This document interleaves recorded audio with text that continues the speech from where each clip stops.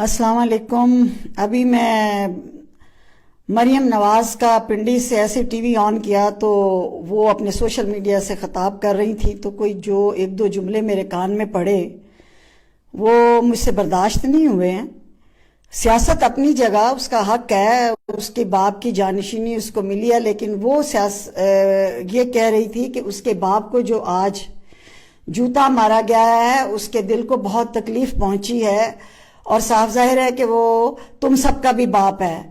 तो हम सबका तो कोई बाप नहीं। अगर पाकिस्तान के हुक्मरान बाप बनते, पहला मैं उसके सवाल का जवाब दे दूं कि अगर नवाज शरीफ या जरदारी या कोई भी जो है ये अगर बाप समझते अपने आप को और अवाम को अपनी औलाद समझते तो आज पाकिस्तान की सारी बेटियां मरियम नवाज की तरह ब्रांड्स पहन रही होती और नवाज शरीफ की औलाद की तरह ऐशो इशरत की जिंदगी गुजार रहे होते और आला मलबूसात और जेवरात और नौकर चाकर और सिक्योरिटी और दौलत और बंगले होते अगर नवाज शरीफ आवाम का बाप होता। पहला झूठ, कोई भी हुक्मरान स्वाए कायद आजम मोहम्मद अली जिन्ना के बाद अभी तक पाकिस्तानी आवाम का बाप बनकर नहीं आया। दूसरी बात उसने ये कही कि जब मेरे बाप को जूता मारा गया तो मुझे तकलीफ हुई, लेकिन फिर मुझे ये सोच के सुकून मिल गया कि नाउजुबिल्लाह कि नबी पाक सल्लल्लाहु अलैहि वसल्लम पर भी जुल्म सितम होते थे और आप जब सजदे पे होते थे तो लोग आपके ऊपर मुखालफीन आपके ऊपर कूड़ा फेंक जाते थे और फिर आप सल्लल्लाहु अलैहि वसल्लम की साहबजादी बीबी फातिमा ज़हरा अपने हाथों से अपने वालिद के ऊपर से वो कूड़ा हटाती जाती थी। तो मुझे आज वो जो सीन याद आया तो फिर उससे मुझे सब्र और सुकून मिला कि मेरा बाप भी हक पे है। और शर्म कर बीबी, बहुत बड़ा जुमला बोल गई हो तुम और मजहबी कार्ड इस्तेमाल करो। सियासतदानों, सियासत करो लेकिन मजहबी कार्ड की भी एक हद होती है। तुम नवाज शरीफ को नबी पाक सल्लल्लाहु अलैहि वसल्लम से मिला रही हो और खुद को बीबी फातिमा ज़हरा से मिला रही हो। तुम कहां ओ पंजाबी जी कहते ने जात दी कोड़ किरली ते छतीरा नु जफे। इसका तर्जमा समझ लेना कि घटिया औकात है हमारी और तुम्हारी, और बात हम कर रहे हैं नबी पाक सल्लल्लाहु अलैहि वसल्लम की और बीबी फातिमा ज़हरा की कि नबी पाक सल्लल्लाहु अलैहि वसल्लम पे भी कुरैश वालों ने, जालिमों ने, मुखालिफिन ने जुल्म किए थे, तो आज मेरे वालिद पे भी जुल्म हो रहे हैं। और बीबी फातिमा ज़हरा अपने बाप से कूड़ा उठाती थी, उनके जिस्म मुबारक पे जो वो फेंक के जाते थे।